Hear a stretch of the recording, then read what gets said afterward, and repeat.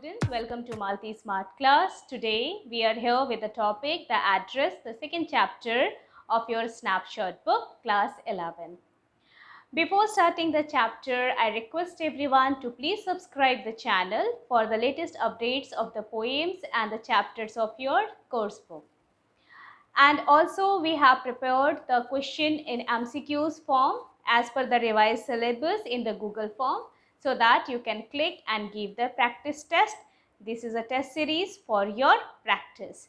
So let's have a chapter. The Address by Marga Minko. Here you have get the three characters: the narrator, an intelligent but devoted girl, Mrs. Darling, a greedy and opportunist, and she fond of collecting things, Mrs. S, a kind-hearted, generous and liberal lady. This story is divided into pre-war and post-war time in Holland and the hardship of the narrator, a daughter in the story. In the story, you are going to have the description about the war. War is what? War always brings the problems for the people.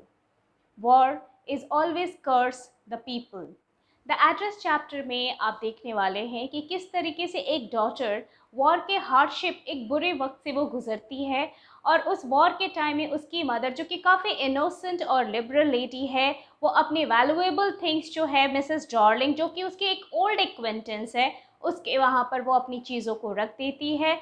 वो क्यों उन चीज़ों को रखती है? क्योंकि ये जो वॉर हॉलैंड में हुआ था, मिसेस एस जो कि नरेटर की मदर है, वो एक ज्यूज़ है, जिविस कम्युनिटी से बिलोंग करती हैं, और मिसेस डार्लिंग जो है वो है एक नॉन जिविस। सो इस वॉर के कॉन्फ्लिक्ट के ड्यूरेशन में मिसेस एस को ये डर लगता है कि वो कहीं वो सारी चीज़ें खो न दे, क्योंकि वो जगह उन्हें छोड़कर जानी है। इसलिए वो सारी चीज़ें, अपनी पुरानी जान पहचान मिसेस डार्लिंग के यहाँ पर रख देती हैं सेफली, और अपनी डॉटर को बोलती हैं कि वो उसके एड्रेस को याद रखे, Markovnikov street number 46। After the liberation of war, war जब सेटल हो जाता है और जब सारी चीज़ें नॉर्मल हो जाती हैं, तो हमारी नैरेटर जो है वो अपनी उन बिलोंगिंग्स को देखने के लिए, अपनी मदर की फीलिंग्स को समझने के लिए, उन चीज़ों को जब वापस रिकग्नाइज करने के लिए वो मिसेस डार्लिंग के घर आती हैं। The lady is just behave very very different. She didn't recognise her. वो मिसेस डार्लिंग जो हैं हमारे नैरेटर को पहचानने से भी मना कर देती हैं, उसे अपने घर में इंटर तक करने नहीं देती हैं। जब नैरेटर सेकेंड अटेम्प्ट में उनके घर जाती है, तो वो उन चीज़ों को देखती है जो कि काफ़ी ऑकवर्ड और टेस्टलेस मैनर में रखे हुए होते हैं। उसके बाद वो डिसाइड करती है कि इससे तो बेटर है कि वो ये एड्रेस को भूल जाएं, और वैसे अपने आप को कन्विंस करती हैं कि उनके घर एक छोटा सा हाउस रेंट है जहाँ उन चीज़ों को वो रख नहीं सकती। So let's take the line by line chapter. The Address. This story is a poignant account of a daughter who goes in search of her mother's belongings after the war in Holland. When she finds them, the object evoke memories of her earlier life. However, she decides to leave them all behind and resolve to move on. So इस story में आपने देखा कि beginning of the session में ही हमारे writer ने हमें बहुत कुछ बता दिया है कि how Marga Minko, how the narrator, how the daughter is just moving to Mrs. Darling house. And now हमारा जो narrator है वो Darling house के बाहर है, और जब वो डोरबेल बजाती है, Do you still know me? I asked the women look at me searchingly. What is the meaning of searchingly? यहाँ पर जब हमारी narrator जो है वो Mrs. Darling के घर आती हैं, तो Mrs. Darling उन्हें काफ़ी ध्यान से सर्च करती है, पहचानने की कोशिश करती है। She had opened the door a chink. Chink means little. वो थोड़ी ही सी डोर ओपन करती। I came closer and stood on the step. तो हमारा जो नैरेटर है वो और काफ़ी नज़दीक चली जाती हैं। No, I don't know you. See, Mrs. Darling ने साफ साफ मना कर दिया कि नहीं, मैं तुम्हें नहीं जानती। I am Mrs. S daughter. तब नैरेटर ने अपना इंट्रोडक्शन दिया कि मैं Mrs. S की डॉटर हूँ। She held her hand on the door as though she wanted to prevent it opening any further. और हमारी मिसेस डार्लिंग ने काफ़ी ज़्यादा अपने हाथों को डोर पर रखा हुआ है ताकि वो अपनी डोर को पूरी तरीके से ना खोल सके। Her face gave absolutely no sign of recognition. ये तो बहुत सरप्राइजिंग थिंग है, आप जिसकी चीज़ों को रखे हैं आप उन्हें पहचानते भी नहीं। She kept staring at me in silence. Perhaps I was mistaken. अभी यहाँ तो हमारे नैरेटर को कन्फ्यूज़न हो गया, कहीं वो गलत एड्रेस पे तो नहीं आ गई, क्योंकि हमारी डार्लिंग ने तो उन्हें पहचाने से मना कर दिया. I thought perhaps it isn't her. I had seen only once fleetingly and that was a year ago. उन्होंने उसे काफ़ी पहले एक छोटी सी झलक देखी थी, जो कि काफ़ी ईयर्स पहले थी. तो it was almost probable that I had rung the wrong doorbell. The woman let go of the door and stepped to the side. She was wearing my mother's green knitted cardigan. अब हमारे narrator को उसने पहचानने से तो मना कर दिया, लेकिन वहाँ पर उस मिसेस डार्लिंग ने हमारे नैरेटर की ही मदर मिसेस एस की बुनी हुई ग्रीन कार्डिगन पहनी हुई है, woollen sweater. The wooden buttons were rather pale from washing, जो कि उस पर वुडन बटन्स लगे हुए हैं, जो धोते धोते काफ़ी ज़्यादा कलर जो है वो फेड पड़ चुका है. She saw that I was looking at cardigan and half hid herself again behind the door. अब जैसे ही मिसेस डार्लिंग ने ये रिकॉग्नाइज किया कि हमारे नैरेटर ने उसे वो स्वेटर पहचान लिया है, वो अपने आप को और पीछे दरवाजे के छुपा लेती हैं. But I knew now that I was right. लेकिन अब नैरेटर को ये पता चल जाता है कि वो सही एड्रेस पर आई हुई हैं. Well you knew my mother, I asked. Narrator ने पूछा, मिसेस डार्लिंग आप मेरी मदर को जानती थी? Have you come back? said the woman. I thought that no one had come back, only me. See, यहाँ पे तो सिंपली हमारे डार्लिंग ने कह दिया कि मुझे तो नहीं लगता था कि कोई भी वापस आएगा. A door opened and closed in the passage behind her. A musty smell emerged. Musty मतलब काफ़ी अजीब सी स्मेल, जो कि फ्रेश एयर की स्मेल नहीं है, वो स्मेल आती है. I have come here especially on the train. I wanted to talk to you for a moment. हमारे नैरेटर ने उनसे रिक्वेस्ट किया कि भाई मैं आपसे थोड़ी देर बात करने के लिए आई हूँ, स्पेशली मैं मिलने के लिए आपसे ट्रेन से आई हूँ. It is not convenient for me now, said the woman. भाई ये पॉसिबल नहीं है अभी मेरे लिए. I can't see you another time, please दोबारा आना. जैसे कोई बेगर आता है तो उसे बोला जाता है अभी नहीं, come again next time. So she nodded and cautiously closed the door as though no one inside the house should be disturbed. और हमारी डार्लिंग तुरंत से दरवाज़ा बंद कर देती, क्योंकि वो चाहती भी नहीं है कि उनके घर में कोई भी दूसरा पर्सन ये जान सके कि मिसेस एस की डॉटर उनके यहाँ पर आई हुई थी. I stood where I was on the step. The curtain in front of the bay window. Bay window means large window. 3 side glasses are there. Someone stared at me and would then have asked what I wanted. Oh, nothing. The woman would have. It was nothing. तो उनके घर में कोई होगा, वो देख रहा था. उसने मिसेस डार्लिंग से पूछा कि कौन है दरवाजे पर. उन्होंने साफ साफ मना कर दिया कि कोई नहीं. I looked at the name plate again. Darling, it said in black letters on the white enamel and on the jamb, a bit higher than number 46. So what is the address mentioned here? Number 46, Marconi Street, जो कि साफ साफ उनके pillar पर लिखा हुआ था, house के पिलर पर. अब आइए देखते हैं आगे क्या होता है. As I walk slowly back to the station. अब जैसे उन्होंने उसे पहचाना नहीं तो हमारी नैरेटर वापस रेलवे स्टेशन पर चली जाती हैं. I thought about my mother, और वो अपनी मम्मी के बारे में सोचने लगती हैं. Who had given me the address years ago. कई सालों पहले उन्होंने ये एड्रेस उसे बताया था. It had been in the first half of the war. तो मैंने जैसा आपको बिगनिंग में भी बताया था कि the story is about the pre war and the post war. तो half beginning of the war में ही हमारे नैरेटर की मदर ने हमारे नैरेटर को ये बताया था, जब वो अपनी मम्मी के घर कुछ दिनों के लिए गई थी. It struck me immediately that something or other about the rooms had change. तो जैसे ही हमारी नैरेटर कुछ दिनों के लिए अपनी मम्मी के घर आती हैं तो वो रियलाइज़ करती है कि घर में कुछ चीज़ें मिसिंग थी. तो उन्होंने अपनी मदर से पूछा, I missed various things. My mother was surprised I should have noticed so quickly. Then she told me about Mrs. Darling. I had never heard of her, but apparently she was an old acquaintance of my mother. आज से पहले Mrs darling के बारे में हमारे narrator ने पहले कभी नहीं सुना था, लेकिन उनकी मम्मी ने उन्हें बताया कि वो ओल्ड एक्वेंटेंस है. ओल्ड एक्वेंटेंस का मतलब होता है पुरानी जान पहचान वाले लोग. Not very close or relative they are. That she had seen for years. She had suddenly turned up and renewed their contact. Since then she had come regularly. तो उसके बाद से वो काफ़ी ज़्यादा रेगुलर आना जाना हो गया. Every time she leaves here she takes something home with her. तो वो जब भी हमारे नैरेटर के घर पे आती थी मिसेस एस के यहाँ पे, तो काफ़ी सारी चीज़ें वो पैक करके अपने घर ले जाती थी. said my mother. She took all the table silver in one go. और एक बार में ही सारे सिल्वर की चीजें जो टेबल्स पे थी वो सब एक बार में ही लेके चली गई.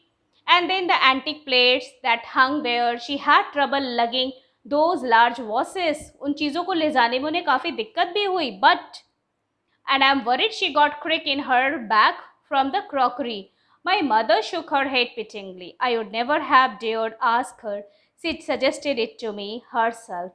She even insisted she wanted to save all my nice things. See, तो कितनी प्यारी उनकी मदर है, कितनी इनोसेंट है और जेनरस भी हैं कि उन सारी चीज़ों के बारे में मदर इंक्वायर भी नहीं करना चाहती हैं क्योंकि उन्हें ऐसा लगता है कि मिसेस डॉर्लिंग को ये चीज़ें बुरी लग जाएंगी. वैसे तो Mrs Darling according to Mrs S वो काफ़ी ज़्यादा हेल्पफुल हैं, वो उसकी हेल्प कर रही हैं और ऐसे में उनसे कोई सवाल रेज करना उनकी बेइज्जती करनी होगी. It just an insult to her. So she just simply not said any word to Mrs. S. She wanted to save all my nice things. If we have come here, we shall lose everything, she says. So हमारे narrator की mother के हिसाब से जब वो वापस वहाँ आएंगे हॉलैंड में तो वो सारी चीज़ें मिसेस डॉर्लिंग काफ़ी अच्छे तरीके से अपने घर में प्रिजर्व करके रखेंगी और वापस आने पे वो चीज़ें उन्हें वापस मिल जाएंगी. Have you agreed with her that she could keep everything? I asked. As if that's necessary, my mother cried. It would simply be an insult to talk like that. जब नैरेटर ने अपनी मदर से पूछा कि क्या आपने ये agree कर लिया है, it's an agreement that she is going to keep all that things safely, तो हमारी नैरेटर की मदर ने सिंपली कहा कि अब ये सारे सवाल पूछने से तो मुझे लगता है कि मैं मिसेस डॉर्लिंग की एक इंसल्ट कर सकती हूँ जो वो नहीं करेंगी. And think about the risk she is running each time she goes out of our door with a full suitcase और bag. My mother seem to notice that I was not entirely convinced. Mother को ऐसा feel हुआ Mrs S को कि हमारे narrator उनके जवाब से काफ़ी ज़्यादा कन्विंस्ड नहीं है, एग्री नहीं है.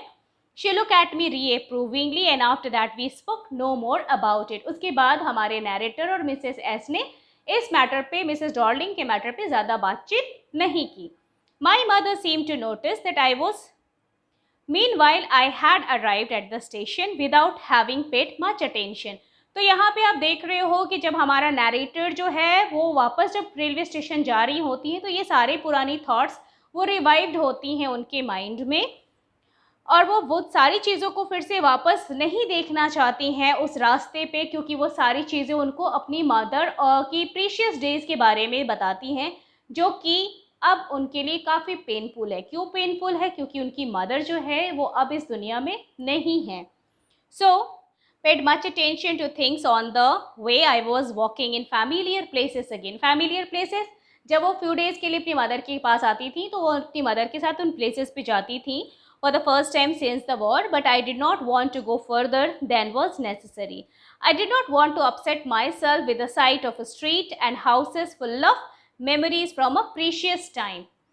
सो यहाँ पर आप जैसा कि देख सकते हैं कि जब वो रास्ते में जाती हैं रेलवे स्टेशन पर बैक तो हमारी डायरेक्टर जो है वो काफ़ी ज़्यादा डिसअपॉइंटेड होती हैं.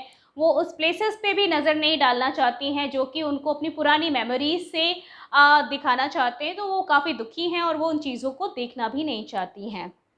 In the train back I saw Mrs Darling in front of me again. जब वो रेलवे स्टेशन पर आती हैं, ट्रेन को देखती हैं तो वापस से उनको मिसेस डॉर्लिंग का फेस नज़र आता है. And she decided to return back and try once again. As I had the first time I met her. It was a morning after the day my mother had told me about. तो यहाँ पे आप देख सकते हो कि इस memories में फिर से हमारी जो नैरेटर है वो अपने पास्ट में चली जाती है जब फर्स्ट टाइम मिसेस डॉर्लिंग को उन्होंने देखा था. It was the morning after the day my mother had told me about her. I had got up late and coming downstairs. I saw my mother about to see someone out. A woman with a broad back. तो यहाँ पे देख सकते हो कि Mrs Darling जो हैं वो किस तरीके की लेडी हैं. उनकी जो ब्रॉड है वो काफ़ी चौड़ी है, बैक जो है काफ़ी ब्रॉड है, चौड़ा है. There is my daughter. तब हमारी मिसेस एस ने मिसेस डॉर्लिंग से हमारे नैरेटर को इंट्रोड्यूस करवाया था कि ये मेरी डॉटर है. And she beckoned to me. The woman nodded and picked up the suitcase under the coat rack. She wore a brown coat and shapeless hat. तो उन्होंने shapeless hat पहना हुआ था. Does she live far away? तो हमारे narrator ने अपनी mother से पूछा कि क्या वो काफ़ी दूर रहती हैं. So seeing the difficulty she had going out of the house with the heavy cases, तो मदर ने उन्हें उसे फर्स्ट टाइम एड्रेस बताया था In Marconi Street, said my mother. Number 46. Remember that. So that was the first time when our narrator get the address Marconi Street number 46, and her mother just told her that please remember this address so that after the liberation of war they can come and recollect that things from Mrs. Darling. I had remembered it, but I had waited a long time to go there. Initially, after the liberation, I was absolutely not interested in all that stored up stuff. आप सोच सकते हो कि हमारे narrative के ऊपर war के time का इतना बुरा इम्पैक्ट पड़ता है, वो इतनी डरी हुई होती हैं, पुरानी बैड मेमोरीज उनको हॉन्ट करती हैं वॉर की, कि वो आफ्टर जब वॉर ओवर हो जाता है तो भी वो सारी चीज़ों पे बिल्कुल भी इंटरेस्ट नहीं लेती. And naturally, I was also rather afraid of it, afraid of being confronted with things that had belonged to a connection that no longer existed. That no longer existed is the word you can understand here that can mention you that mother is no more. Narrator की जो mother है वो अब इस दुनिया में नहीं है, तो वो काफ़ी डरी हुई होती हैं अपनी वो चीज़ों, पुरानी मेमोरीज़ को लेकर कि जब वो चीज़ों को लाएंगी तो जो मदर की चीज़ें थी वो काफ़ी पेनफुल होगी उनके लिए, तो उनको फेस कर पाना हमारे नैरेटर के लिए अभी mentally she is not prepared. So afraid of being confronted no longer existed, which were hidden away in the cupboards and boxes and waiting in vain until they were put back in their places again, which had endured all those years because they were things. Things जो चीज़ें थी, अभी हमारा narrator जो है वो काफ़ी डरी हुई हैं वॉर के हार्डशिप को लेकर, इसलिए वो चीज़ें सिर्फ चीज़ें हैं, क्योंकि जब वो अपने प्लेसेस पर वापस आ जाएंगी तो मदर की स्वीट मेमोरीज हो जाएंगी. But gradually everything became more normal. as आप भी जानते हो time is a great healer. with the passes of time things जो हो काफ़ी better होती चली जा रही थी, और हमारे नैरेटर के भी लाइफ में समय बीतते बीतते वो काफ़ी ज़्यादा अपने आप को संभाल लेती हैं. As bread was getting to be lighter color, there was a bed you could sleep in unthreatened. Now she can understand and settle herself with a new atmosphere. And one day I noticed I was curious about all the positions that must still be at that address. अब हमारे narrator को उन चीज़ों को देखने के लिए काफ़ी ज़्यादा डिज़ायर हो रहा होता है कि अब वो चीज़ों को वापस लाना चाहती हैं. जब वो काफ़ी ज़्यादा अपने आप को संभाल लेती हैं तो वो अपनी चीज़ों को वापस लाना चाहती हैं, इसलिए वो डिसाइड करती हैं और मिसेस डार्लिंग के घर वो चली जाती हैं. After my first visit in when, जब पहली मुलाकात बेकार हो गई, वेस्टलेस हो गई Mrs. Darling के हाउस में, then she decided to just attempt second time also. Now a girl of 15 opened the door to me. अब हमारी मिसेस डॉर्लिंग की जो डॉटर है 15 ईयर ओल्ड, वो दरवाज़ा खोलती हैं. And I asked her if her mother was at home. No, she said, my mother doing an errand. Errand का मतलब होता है कोई काम करना घर के बाहर जाकर. तो हम उनकी मदर एज मिसेस डॉर्लिंग घर पर नहीं है, वो बाहर जाती हैं किसी काम के लिए. So no matter, I said I will wait for her. तो हमारे नैरेटर जो कि सेकेंड टाइम वेलकम की जाती हैं मिसेस डॉर्लिंग के डॉटर के द्वारा, वो उस घर में अंदर आती हैं. I followed the girl along the passage. An old fashion iron Hanukkah candle holder. Hanukkah का मतलब होता है लॉन्ग कैंडल होल्डर, जिसमें हम लोग फीस्ट के टाइम में, सेलिब्रेशंस के टाइम में उसे लगाते हैं. Hung next to a mirror. We never used it because it was much more cumbersome. बहुत काफ़ी बड़ा था वो, इसलिए वो उसका यूज़ नहीं करते. Then a single candlestick. Won't you sit down? asked the girl. She held open the door of the living room and I went inside past her. I stopped horrified. Why she was horrified? I was in a room I knew and did not know. See, ये वो एक ऐसा room था जिसे वो जानती भी हैं और नहीं भी जानती. जानती इसलिए थी क्योंकि उस रूम में जो भी चीज़ें थी वो सारी की सारी मिसेस एस उसकी मदर की बिलोंगिंग्स थी, इसीलिए वो सारी चीज़ें काफ़ी नोन थी. और एज मिसेस डॉर्लिंग का ये घर है तो काफ़ी वो अननोन है. I found myself in the midst of the things I did not want to see again, but which oppressed me in the strange atmosphere, or because of the tasteless way everything was arranged, because of the ugly furniture or the muggy smell that hung there. I don't know, but I scarcely dared to look around me. The girl moved a chair. I sat down and stared at the woolen tablecloth. I rubbed it. My fingers grew warm by rubbing. I followed the lines of the pattern. Somewhere on the edge there should be a burn mark that had never been repaired. तो ये जो woollen table cloth है वो भी Mrs S की है, जो कि एक बहुत सालों पहले उसमें एक बर्न मार्क था जो कि आज तक रिपेयर नहीं हुआ है. My mother will be soon back, said the girl. I have already made the tea for her. Will you have a cup? Thank you. I looked up. The girl put cups ready on the tea table. She had a broad back, just like her mother. She poured tea from a white pot. All it had was a golden border on the lid. I remembered. She opened a box and took some spoons. तो ये सारी की सारी चीज़ें जो हैं वो क्या है, वो सारी की सारी चीज़ें काफ़ी ज़्यादा जानी पहचानी हैं क्योंकि वो सारी उसकी मदर की चीज़ें हैं. That's a nice box. I heard my own. Oh, you know about them. She had turned around and brought me my tea. She laughed. My mother says it is antique. We have got lots more. She pointed around the room. See for yourself. तो उसकी जो daughter है वो कहती है कि काफ़ी ज़्यादा ये एंटीक चीज़ें हैं, और वो हो भी क्यों नहीं क्योंकि वो सारी चीज़ें किसकी हैं, मिसेस एस की हैं. तो ऑब्वियसली हमारे नैरेटर के लिए सारी चीज़ें नई तो नहीं थी, लेकिन जब वो सुनती है कि एंटीक है तो उसे काफ़ी ज़्यादा सरप्राइजिंग भी लगता है. So I had no need to follow her hand. I knew which things she meant. I just looked at the still life over the tea table. As a child, I had always fancied the apple on the pure table plate. We use it for everything, she said. Once we even ate off the plates hanging there on the wall. So यहाँ पे आपको वो सारी description बताई जा रही हैं उस 15-year-old गर्ल के द्वारा. उन चीज़ों के बारे में डिटेल्स बताई जा रही हैं जो कि पहले से ही हमारे नैरेटर की वो सारी चीज़ें हैं. Once I had found the burn mark on the tablecloth. The girl looked questioningly at me. Yes, I said, you get so used to touching all these lovely things in the house, you hardly look at them anymore. You only notice when something is missing.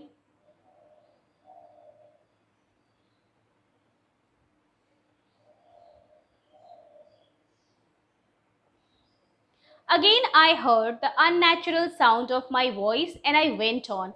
I remember my mother once asked me if I would help her polish the silver. It was very long time ago and I was probably bored that day, or perhaps I had to stay at home because I was ill. As she had never asked me before, I asked her which silver she meant. That she replied, surprised, that it was the spoons, forks and knives. Of course, and that was the strange thing. I did not know the cutlery we ate of every day was silver. और उसके बाद वो बताती हैं कि उस जिस plate में खाती थी उस दिन उसकी मदर को पता चला. वो मदर बोलती हैं पॉलिश करने के लिए. Then she came to know that they are made of silver. The girl laughed again. I bet you don't know it is either. I looked intently at her. What we ate with, she asked. Well, do you? She hesitated. She walked to the sideboard and wanted to open a drawer. I looked. It is in there. I jumped up. I was forgetting the time. I must catch my train.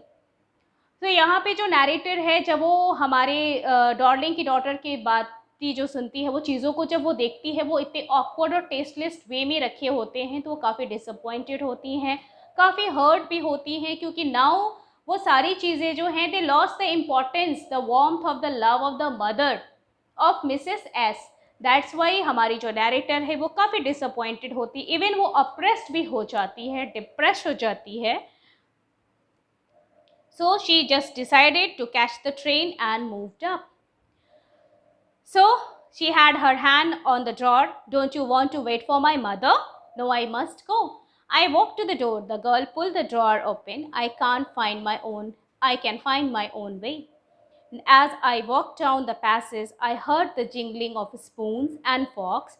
At the corner of the road, I looked up the nameplate, Marconi Street. It said, I had been at the number 46. The address was correct, but now I did not want to remember it anymore.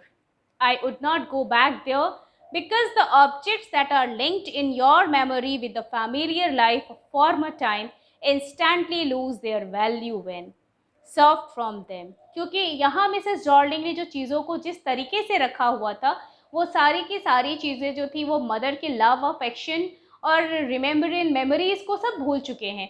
So that's why it's better to forget the things and moved up. So she decided to not go back to that same address. And what should I have done with them in a small rented room? और अब Mrs जो हमारी narrator है वो अपने आप को convince करती है कि वो एक छोटे से स्मॉल रेंटेड रूम में उन चीज़ों का करेगी भी क्या, where the shreds of the blackout papers still hung along the windows and no one than a handful of cutlery fitted in the narrow table drawer.